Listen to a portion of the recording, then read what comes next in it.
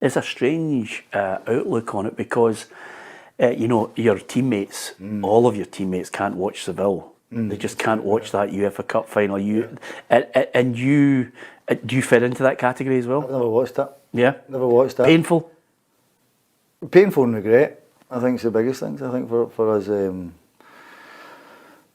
I think it'd have been lovely to win another European trophy. Coming from Glasgow, there's not too many Scottish people that can say they won 2 European trophies. I've played in 2 European finals, lost one, won one.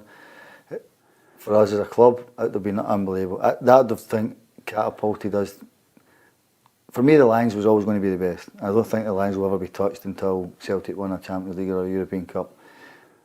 But I think if we'd won the UEFA Cup, we'd have been, that era or that team would have been up. No, I'm not saying level with them at all. I'm saying maybe just below them. And the great teams that Celtic have had in the past. But if you get a European title under your belt, you'll be classed as one of the special teams. And yet, with that, the Celtic supporters look on that team that made it all the way to Seville.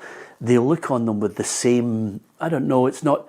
It's not the same level of the Lisbon Lions as you mentioned, but they certainly have the same feeling of you were something special. You're revered by the Celtic supporters, even in that ultimate failure. I know from a player's perspective, you want to win it. And you brush that aside if you don't, but you're still held in high esteem by them. Do you sense that? Yeah, I think I said it the other day in an interview that when you play for Celtic, you ultimately do leave the club, but that never leaves you. You're always in that category. You're a Celtic player, and it's even a better club when you win things at it. I take your point where people say I was in Seville in 2003. It was great, and I travelled. How I got there, I walked there, I got there, and the stadium was never big enough to hold the Celtic support. And the great thing about Celtic is it's an unbelievable club, really, really great club when you're winning. The hard times are difficult at times. You need special players to play there with a strong mentality to do it.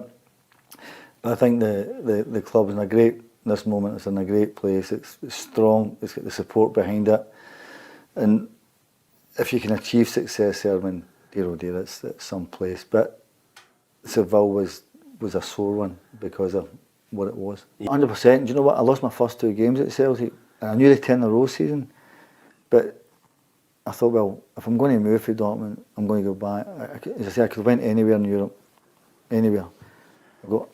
It's always nice as you get older. I think, well, do you know what? I've done something in my own country. Yes. I'm a Glasgow guy. Normal parents, working class, all that sort of thing.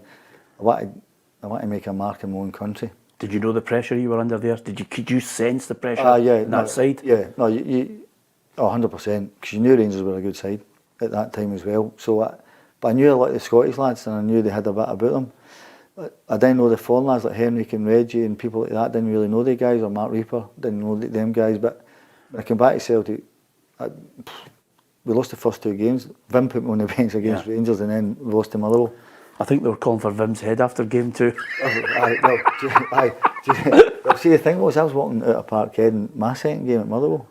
This woman shouted, she says, Paul, see, before you came, we were winning games. She said, you're a bit of a jinx. This bloody woman's right here. Yeah. Because I was terrible. Because my mindset was still in Dortmund. I couldn't shake what they fans had done for me. I thought, what the hell have I done? And the big turning point was Celtic got the League Cup final. Yep. And Vim took us to Cameron House. Was this Dundee United? Aye. Yeah. And I thought, I'm not playing well enough for him to start me. I go to Vim's door. I said, can I have a word with you, boss? He said, yeah. He said, what's the problem? I said, see if you've got any inclination you're going to play me against Dundee United, don't.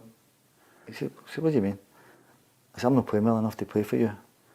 I said, go with Morton and Craig. I think Phil, mate, put me with Phil. I said, don't go with me. I said, I'm not performing for you. I said, go with the guys that's go either and go and win it. So he said, shut the door, and he went, I'll decide that, Paul, the more. I said, but thanks for coming. And he never played me, put me on the bench, he put me on for about 2 minutes. And it wasn't until then I started to grasp it and go, do you know what, right, leave the emotion there. I have to leave. I have to move. Yeah. It was time to let it go. The Dortmund thing. It was time to let it go because it was hanging over like a milestone. And then the Celtic thing kicked in. Yeah, and it kicked in, I think, significantly for the belief in the team was when that ball left your foot in the Old Firm derby, because that goal at Celtic Park, it not only lifted the roof off the fans and their belief that this was the season. Did it ripple through the side? A couple of things stick in my head. We had to win. A draw was never good enough. The defeat certainly was catastrophic for us. The 10 in a row would have been long gone. The Lions' legacy would have been gone. All those things were in the back of your mind of Jinky Johnston, John Clark, Billy McNeil, Stevie Chalmers, Jim Craig, Tommy Gigg, Ronnie, go through them, Bobby Murdoch, go through them all. Yeah. You're thinking, I feel this legacy thing's gone. Yeah. So the pressure was so big and so wane and wane and wane. But I thrived on it. Yeah. I thought this is what you come for. This is what you come for. This is what you come for the crowd for. And you think, yeah, I'm having some of this. Yeah. You thought, we have to win this game. Craig scores a brilliant goal. Jackie puts a brilliant reverse pass into him, and Craig scores. And then obviously I had the second one that as soon as it left my foot, I thought, I don't think Andy's getting it. And that was a game, I think. I don't think we lost many games after that, Peter. No. In the run-in. I think we only lost one, and that was to Rangers at Ibrox in the last one. Yeah. I think we only lost one game, and that was. But I think the Parkhead game gave everybody belief that we're going to go and get this. Yeah, and winning that title, obviously, you know, Henrik settles everybody's nerves in the game against St Johnstone. You've played against, you've played with some very special players. You've played against some special players. You've played with players that I think are really special. You know, you've mentioned Riedla and Sosa, Sammer, brilliant players. Where did Henrik rank in your list? Did you know how good he was? When I first came, I'd never heard of him, and I knew they signed this lad from Sweden, and the Dutch lad was Reggie. Never really knew much about Henrik, but as I got to know him, and I got to know the person and the type of guy he was, and things like that. The biggest compliment I can give him, and people maybe outside of football will look at Larsson as a brilliant goal scorer, which he was. His work ethic was second to none. He ran. People talk about this new word, didn't they? High press. Yeah. He was doing that years ago. Dalglish and Rush were doing it. Yeah. Years ago. It's a word people invent. But if you've seen him work, or Sutton, or guys like that, you think they're working their backside off. That was the biggest thing for me, was this guy's in the trenches with you. Yeah. But he had that goal dust where, just my own opinion was, if there was ever a 1v1 chance, it was a goal. Yeah. Same as Riedler, same as Shappy. That's why they were elite, and that's why he was elite, because he could get a goal. Plus, he could go and do it in Spain. He could go and do it in Manchester, and he'd done it up here at a massive club. He'd done it with his national team. But his work ethic was absolutely brilliant. Yeah. You've etched yourself in Celtic's history then to stop the 10, which is amazing. There's a tough year after that, which was really difficult in the John Barnes era. But then out of the shadows of that, suddenly you've got the Martin O'Neill era. Yeah. I mean, if we're talking about great games that you played and you scored the goal in the 97, 98 season, my God, Martin O'Neill's era starts and you're in a game which it's got to be one of your best Old Firm games. Yeah. 6-2 against Rangers, unheard of. Yeah. And you're 3-0 up in 11 minutes. I think that was a big thing, was seeing John's defence. We started the season unbelievable. I think we were bang on it. And I broke a metatarsal. Henrik broke his leg. Henrik broke his leg. I think me and him, Henrik, were roughly at the same kind of time. Whether people say we were big players or not, whatever people's opinion, but in John's eyes, he probably thought, well, he's lost two influential players in the spine of his team. It's derailed him. Yeah, and then it kind of thing me through there. So in John's defence, maybe you can say that maybe he lost Lambert, he lost Larsson, whatever, maybe. But Celtic needed Martin O'Neill. 100% we needed a manager like him. We needed a manager to galvanise it, kick us up the backside, basically, and get us going. And his first meeting was, he asked us our opinion, what happened last season, 21 points, no good enough, nowhere near good enough, behind Rangers. And he says, okay, I'll keep the better ones here and I'll bring ones in to help you. And he done that. Yeah. And him, Robbo and Wally were brilliant together, and they gave you that. I remember making a tackle against West Ham in a pre-season friendly. I think it was against Paolo Di Canio in the corner flag. And I swear to God, Peter, it was a run-of-the-mill tackle that anybody could have done it. And I was in the dressing room and he said, see you, son. I looked at him and I thought, oh, he's going to give me a stick here. Yeah. He went, that was unbelievable. What a tackle that was. Okay, what? He's giving me a praise for a tackle. Yeah. I thought, but that's how good he made you feel. For the smallest thing, he just went, woof, brought you right up. And he'd done that with everybody. Like certain games, he would make you feel like Maradona. You think, well, do you realise he's making you feel? But we needed somebody like him. And people say that he wasn't a coach. Man didn't have to coach. We all knew where to go on the pitch. Yeah. But he'd coach you with his mouth at half time or before the game and all that.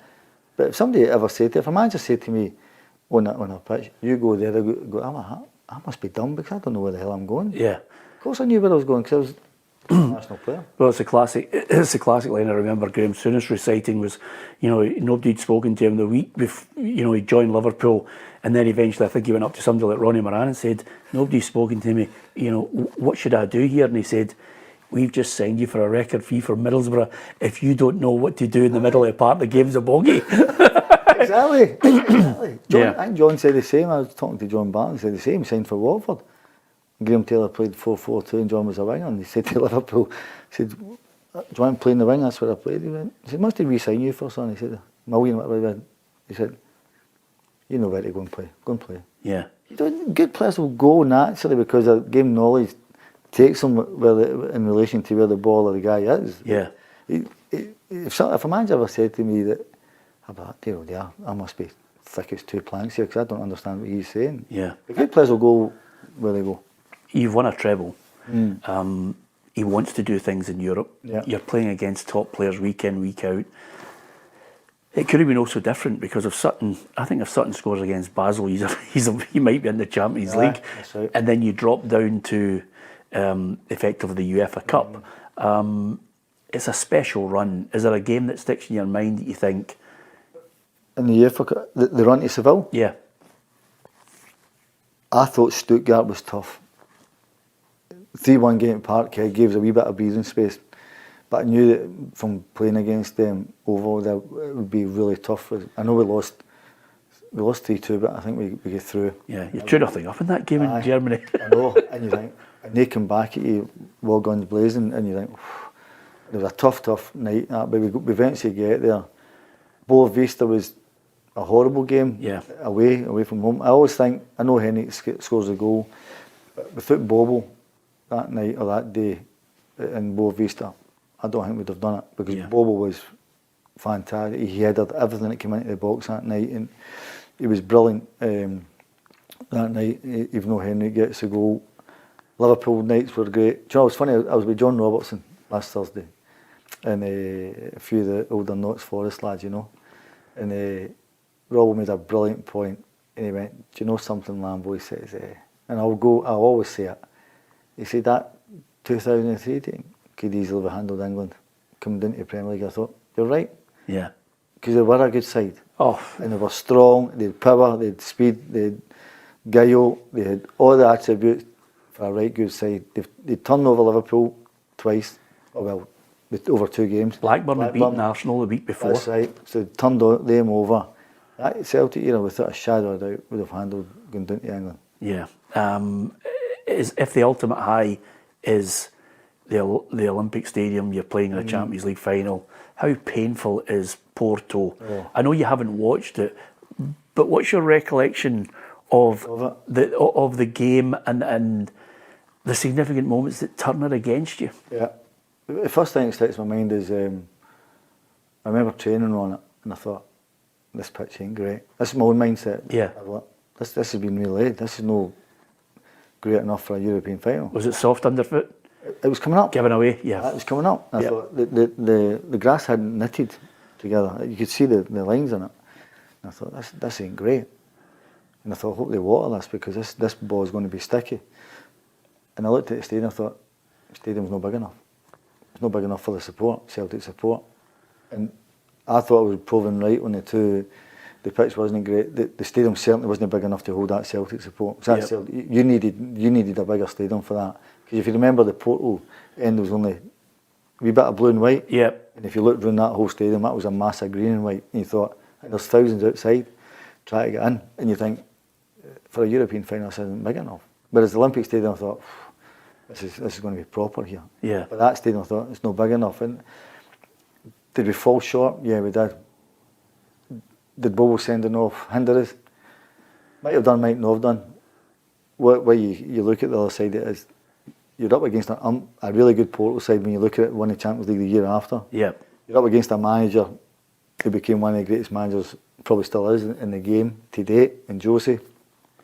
You look at their team, they became household names with what they'd done. Would we have done the same if we were winning 3-2 and roll about for about 5 minutes and take our time to go and get the ball? Of course we would have. Still enough about Vitor Baia. Yeah. Not that you hold a grudge. Yeah. But, do you know what I mean? But we'd have done the same. They were cute. They were cute. But I always think, see the Portuguese teams and the Spanish teams, I think they're tough to play against. Yeah. So is that your lowest point ever? Without a doubt. Yeah. That's my biggest regret in football is losing that.